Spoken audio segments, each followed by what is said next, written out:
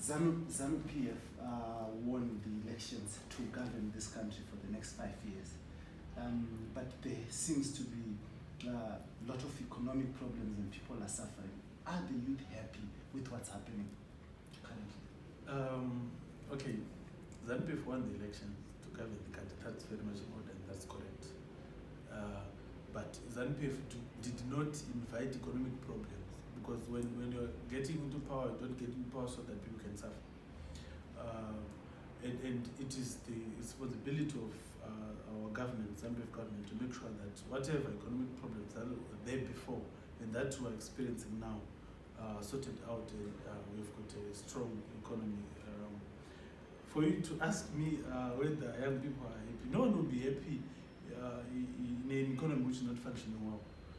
But it doesn't end there. If you are not happy about the economy, you must do something to make sure that it becomes a better economy.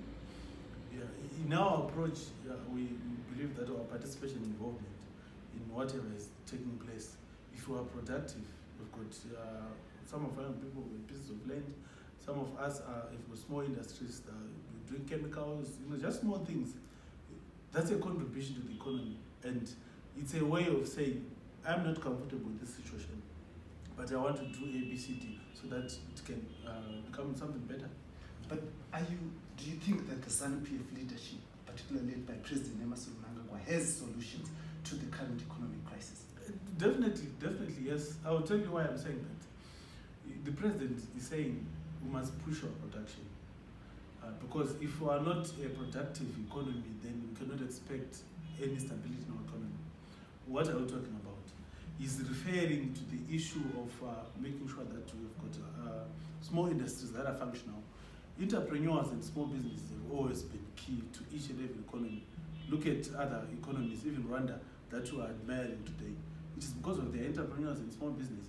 So because the president is talking about production, I'm very confident that he has the capacity, together with other leaders, of course, who are not corrupt, to make sure that we But the current economy, the currency that we have is failing producers. Is making sure when they go and trade, they can't restock because it's always falling against the hard currencies. Do you think that the small enterprises you're talking about will survive in this environment? It's not everything that require foreign currency when you talk of small industries, but it is our mentality as Zimbabwean people but we import that fails us. No. Why are we importing such things? Because we're not producing them locally. That's why there's need for us to produce them locally. Now, if we keep on referring to currency, if everything revolves around our currency, then we have issues. The president said we have started a roadmap to make sure that we introduce a new currency. But right now, the environment is not conducive. Otherwise, that new currency is going to be eroded and will go back to zero. But for us to think that we need foreign currency to start small businesses, then it's something else. I'll give you an example. Do we really need any currency to manufacture the example that I've given you, chemicals? I'm talking of probably toiletries or even things like dishwashers and stuff. We don't need any foreign currency. Everything is available locally. But it is our thinking, because our people have got a tendency of politicizing everything, including, if you are to sit here, it's all politics in other people's minds. That's our problem. But we've got the capacity to do certain things. Do we really need foreign currency to do horticulture? Definitely no. Actually, we can get foreign currency after doing horticulture by exporting whatever we'll be growing. You talk of vegetables that are on high demand in other countries. We talk of beef. Do you really need foreign currency to take care of goats? Definitely no. You don't need any foreign currency. But we're looking at very big things, wasting our time, diagonizing situations that we cannot change. It forces me to think of, I'm not trying to be rude, but I think some of our people have got a paralysis of analysis. A lot of time is spent on certain things that we cannot change, we don't have control over. That's why President Mnangagwa is saying, let's be productive in a smaller way, but at the end of it, we'll get results. The biggest problem in Zimbabwe is corruption. Definitely. And Zanu PF has been fingered as the most corrupt. What is your view? No, it's good that you have said Zanu PF has been fingered as the most corrupt. But what is corrupt is not ZANU-PF. What is corrupt are individuals within or outside ZANU-PF. But if you look at government, there is massive corruption in government. That's why the president had to say, I think ZAC is not working properly. I will need to have, my own anti-corruption unit in my office as an effort to make sure that we. But have we seen any results? Yeah, there are results. The problem is that some people would want to see results based on certain individuals being arrested. If person A is not in jail, if person A has not been questioned, then nothing is happening. But how about all these other people? I can name a lot of people who have been to court because of corruption, they're answering their charges. If anyone has been found guilty, definitely must go to jail. But right now, there are people who are still safe in their minds. I communicated, if you remember, a few days ago to say, those that are in ZANU-PF and those that are in government who know that there are cases of corruption pending where they need to answer to certain allegations, they must excuse us. And they excuse our president because they are tainting the good image that is being created by the president. They are there. And I will tell you, it's just a matter of time. Not a very long time after all, before we name people with their evils, and they should be able to be answerable. No one is special, and us as youth league, particularly myself, I don't fear anyone as long as they're doing the wrong thing. But it is not about ZANU-PF from talk of corruption. It is about Zimbabweans who occupy influential positions of authority. There are also people in the private sector who are very corrupt. Institutions, I'll tell you one that I don't understand how they operate. If you look at the Bakers Associations of Zimbabwe, that association, whatever, full of very corrupt people. I'll tell you why. They have been getting money from IBZ. They create artificial shortages in the country in the form of flour as a raw material to produce bread. And when they realize that the government will be trying to go for other alternatives, they will quickly move to try and negotiate with the government. But why does the RBZ continue to give the money? I doubt if the RBZ is still giving the money. I doubt very much. That's why the president then said, let's have people at growth points, at townships, small towns, or even in other areas producing bread. As you can see, the government is supporting people who are willing to produce bread, buns, and other cheaper, products as a substitute to expensive products that are coming from bakers and other players. It is because the government have realized that it doesn't work to keep on giving people foreign currency, yet they're not able to use the foreign currency properly. They spin, if I may say, foreign currency in black market. They used to get US dollars from RBZ. They sell in the black market. After This 2-3 days, happens then in fuel. I'll tell you that each and every sector has its own problems. Even in fuel, it was happening. Where people will get foreign currency, they spin it first, and then they go and buy fuel. That's why you realize that the queues could not end easily. And I'm sure I still have a lot of queues right now, though we are heading a very good and positive direction, where everyone, all the players in the industry, the fuel industry, is allowed to import fuel as long as they have the money to do that. But before, with those challenges, because people would get money from RBZ, they would spend the money, and then later on they import fuel. Which fuel they will import is not one, such things were happening. But I think we're heading the right direction. You spoke of the Bakers Association. We also spoke about the fuel. There are benefactors of ZANU-PF in these industries, and people believe that they are going untouched. Who are those? Who are those? If they are there, we would want to know them, because in as much as they may be associated with ZANU-PF, but if they are doing something that is corrupt, we don't care who are they associated with. After all, ZANU-PF is an organization for a lot of people. It's a mass party. So if there are individuals, if you really sure that so-and-so is involved in this, if you're scared to talk about it, tell us, then tell them that you're corrupted, you must desist from the corrupted. I'll give you an example. Dr. Palinyatwa has cases that are pending before the court. Yes.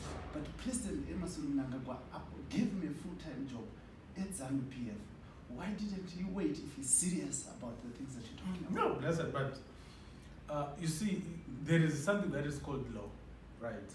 Yes, he's still before the courts, and yes, he's still appearing before the courts. And there was no need for the president to judge someone to say, so and so, because you've got this case before the courts, then you're not supposed to occupy positions in the party. I think that would be very unfair.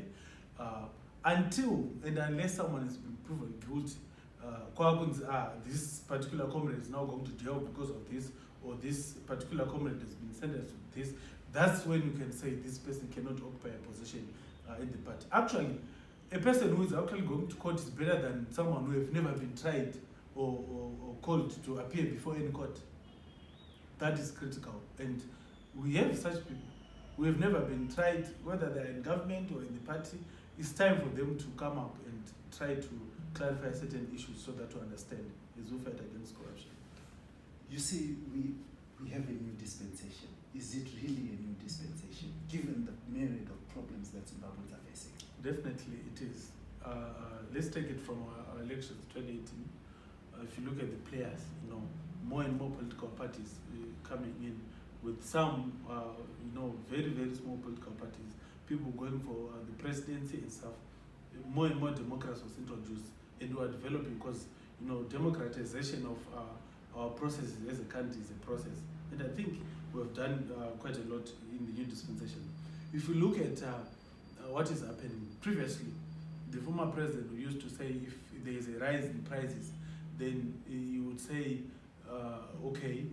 price of so and so is this much, that price controls. But that is not good for our economy. President Mnangagwa said we cannot go for price control unless we understand that it's an issue of the market. Market forces determine prices. Market force demand and supply. That's something that is coming, is something which is new, which was not there before. Let's look at our general environment. In as much as people say what they want to say, in as much as people call each other names, but everyone is free to express themselves in the manner that they feel is good for them. Are you being genuine, given that there's a number of people that have been arrested for calling the president names? There are a number of activists and labor unionists who have been beaten up by the police in this new dispensation.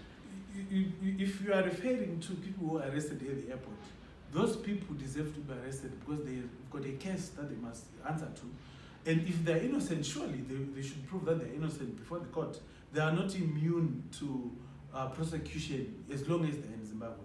There are issues surrounding those people. Some issues that is persecution. No, that's not true.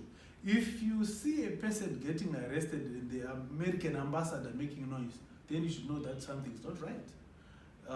In Shona, it's not kana uda kuona muridzi weimbwa rova imbwa yacho painotanga kuti anoizi yarwadziwa muridzi wayo unokomplain.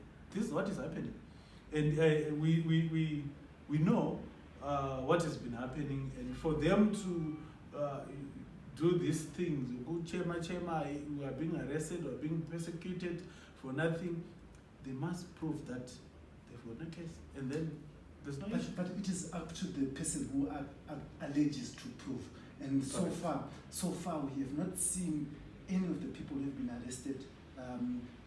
We saw people arrested for treason. We saw people arrested for August 1. Prove the allegations, but it is critical to make sure that you gather enough facts before putting someone to trial. Otherwise, we will be bending the law, our own law, our own constitution. It is necessary that they become thorough in dealing with issues, such sensitive issues. That's what I believe in. I don't know what is happening in courts. I don't know what they will be deciding, what they decide on such particular cases. But there is need for them to be thorough before putting someone before the trial. You campaigned on the number of promises, some of which were to build houses in this coming 5 years. We have not seen any house built so far. Blessed. Okay, I'll tell you this. How many months? We had elections in 2018, yes, and we're in 2019, after a very few months. If people are genuine, surely they wouldn't expect to see houses now, unless people are just politicking and doing all sorts of things. But as far as I know, the Ministry of Local Government has got plans that have been put in place to make sure that they construct these houses. They are starting with flats in I know places in Bari and other parts of Harare to make sure that they modernize that whole area, the Magaba area stuff, just to try to modernize and come up with new infrastructure. I've seen the 3Ds, the plans and stuff, and they are doing that. They are moving on to Mutare, close to Sakuba. They will show me some places. So this is what is happening. But you cannot expect to see houses tomorrow, because a house takes time to build. Besides, it is built from government funds. Are you going to meet that target that you promised? In my view, I don't think the target is going to be met, given the challenges that we have faced. A lot of resources have been channeled towards Chimanimani disaster, millions, quite millions. Thanks to the government for achieving a budget surplus, and also the 2% that is coming from the populace. Those are the funds, majority, a huge sum which was channeled towards the Idai disaster. But meeting the target or not meeting the target is something else. But what is critical is the party going to deliver? Is the government going to deliver? Yes, it's going to deliver. And we're going to see more and more infrastructure development, more and more houses, cheap and affordable houses for the average person. And as we go towards 2030, we are going to get there, and we are going to achieve the vision. That's what I think. But you are saying the party who is capable of delivering. We do not have fuel. We do not have power. We have a serious foreign currency crisis. We have a serious local currency But crisis. blessed, it's not true for you to say that we do not have power. We have power, but we have limited power. It is not enough. Why? Because there are too many activities that are happening that require power. So we've got limited power. When industry is operating at less than 20%, that's something else. But I'm saying we've got limited power. I should say. I heard someone saying that in Parliament that we are in darkness. Some very, I think some grade 7 honorable member from some constituency. I understand him after all. But you are saying we are in darkness. No, we've got power, but we've got limited power. It's not enough. That's why there are projects, solar projects, upgrading of certain units to make sure that we generate more. And I'm told that very soon, if they have not done it yet, that they're going to add 120 megawatts to the grid. So we have power, but we've got limited power. We have currency, but we've got limited foreign currency. It is limited because we're not exporting enough to get more foreign currency. That's simple economics, and it's a question of our deficit in BOP. We understand that. That's why we're pushing for production. And you said we don't have what? The local currency itself is not available. No. It is there, but again, it is limited. The IBZ cannot keep on printing more and more money. It is disaster for the economy. You know how it is. When there's too much money in circulation, it's a disaster. And when there's still little money in circulation, it's again a disaster. So that must be balanced. So they cannot keep on printing money. And if they do that, then it will be a chaos. You must need to understand that. And when you say we have got limited things like power, currency and stuff, and our economy is struggling, no one is denying the fact that we've got problems. Mm-hmm. But we are saying, what are we doing to make sure that those problems disappear? We go to the streets, I don't think they will disappear. We vandalize property, I don't think they will disappear. We burn targets or whatever, or burn shops and stuff, our problems will not disappear. Our economy will never be run by such things, but our ability to produce more and more so we can export, get foreign currency, and boost our industry even further. Some are saying that the only way to end this problem is to remove the current government from office, particularly the NDC. Yeah, so I had an encounter with this young man. He's my young brother because he's younger than me, Obey. When we had some dialogue at ZTN News, when he was saying that we said we want to eliminate, that's what he's used to, because he was studying politics at MSU, and I understand him. But in reality, demonstrations do not solve anything, and removing President, I don't know how, because I don't think we allow that this time. Takaona, a lot of things happening when people were demonstrating, vandalizing property and stuff, and it resulted in certain people getting killed. So we cannot allow such things to happen. But you It will never happen. demonstrated to remove Mugabe, and you managed. No, Mugabe was not removed by demonstrations. Okay. I corrected some fellow young people from opposition when I engaged them. Mugabe was removed because he didn't want to be embarrassed after an impeachment process started, which was happening right here at Rainbow Towers, just close by. And the second thing that removed Mugabe was our Central Committee as a party. Following our constitution, people had to vote him out and replace him with the president. If the military now, had gone to the streets, do you think people in Zanu-PF had the minerals to impeach ousted President Robert Mugabe? let's differentiate between political pressure and the removal of someone. There was political pressure from the masses against the former president, but that political pressure did not remove him from power. Nay, that the presence of military in the streets removed the president from power. If they wanted to remove him, they couldn't have been wasting time negotiating with him. You have seen a lot of pictures, social media and stuff. Them trying to negotiate him, that's not removing. If you are negotiating, you are not removing someone from power. But the processes of impeachment and the decision of the Central Committee of the party removed President Mugabe. Was that not an attempt to sanitize a military coup as it is now? I don't think so. Well, a lot of people say a lot of stuff, but a military coup can never be explained or defined in the manner in which the former president left his rule. He was actually messing up anyway. He was too old with a very young and irresponsible wife, but that's something else for another day. You see, it was not even a political, you see, a military coup to say, because what characterized the whole process does not reflect any military coup in any way. We have had a lot of such military activities, military action in different countries. Sudan is an example. That's a military coup. And there's chaos there, people are fighting, until to such an extent where SADC and other organizations say, you're no longer part of us because there's a military coup. That did not happen in Zimbabwe. Not at all. President Mugabe had become a demigod because people in Zanu-PF could not point out the ills that he was doing. You think that's correct? I'll tell you that a lot of people were always telling the former president that the direction that he was taking was not the correct direction. If you let me explain. Internally, personally, as an individual, I know because a lot of conversations with him in meetings of the youth league, and I even wrote to him at some instances, advising him as a very old man that I think the route that you're taking is not the revolutionary route. That's why a lot of people were expelled, including myself, were expelled from the party, because he was now using his power to remove those that are trying to advise him, those that are trying to show him the other side, which was actually the positive and constructive side. President Mnangagwa himself, occasionally, has always been telling the former president that I don't think this is the right way to go. But because he had a lot of respect for the former president, he would do that indoors. He would do that through formal meetings, be it the Politburo or the cabinet, or on their own, just to try and make sure that the old men understand. Are you doing the same with the current president? Does it?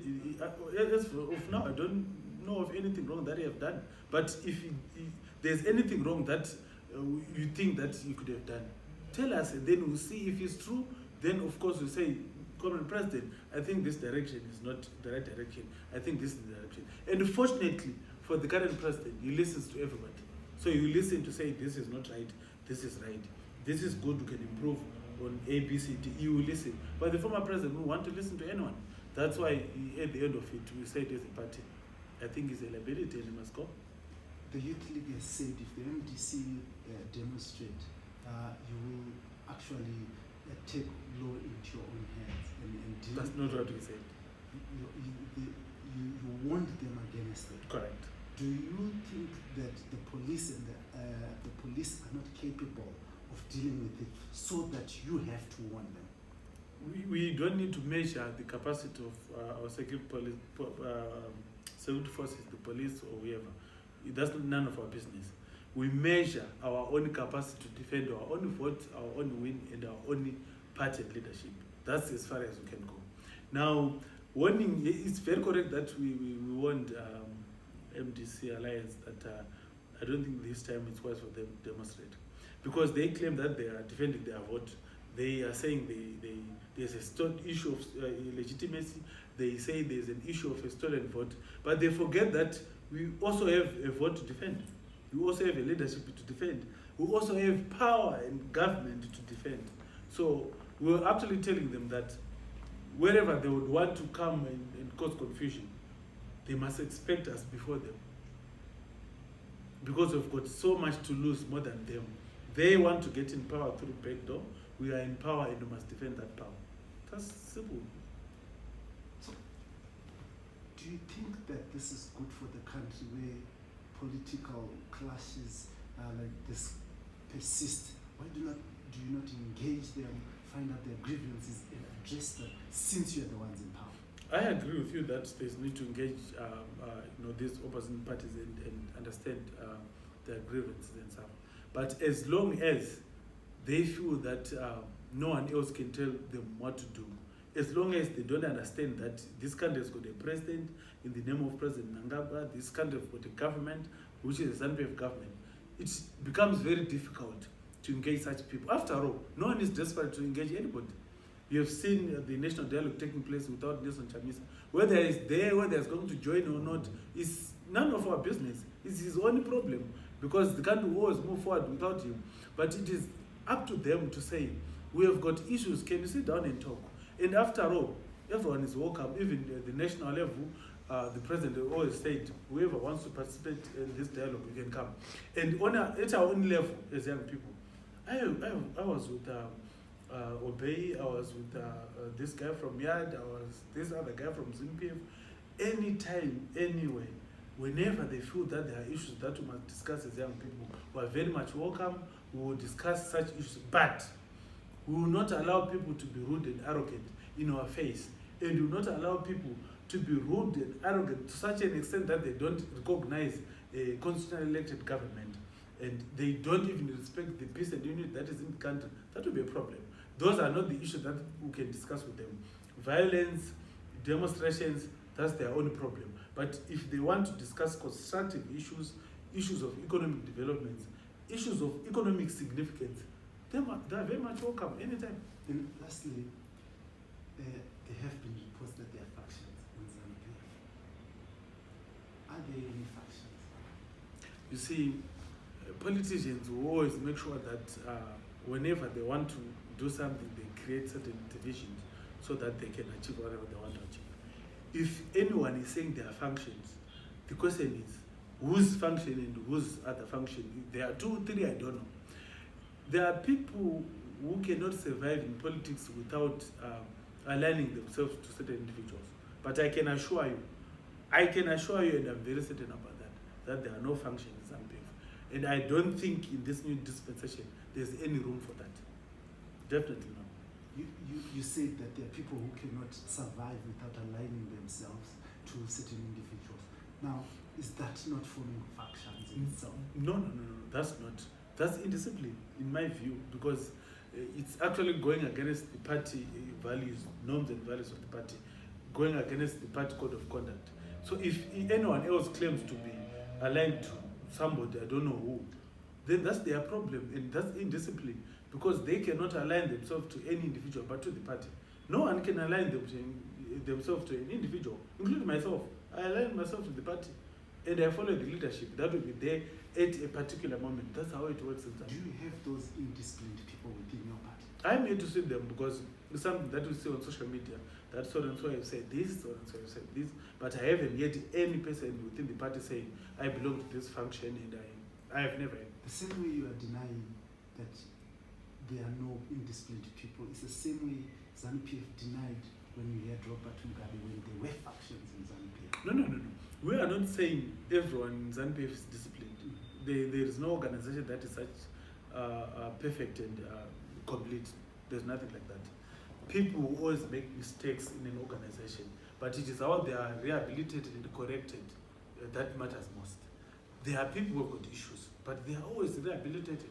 They are always advised and corrected to make sure that they toe the party line.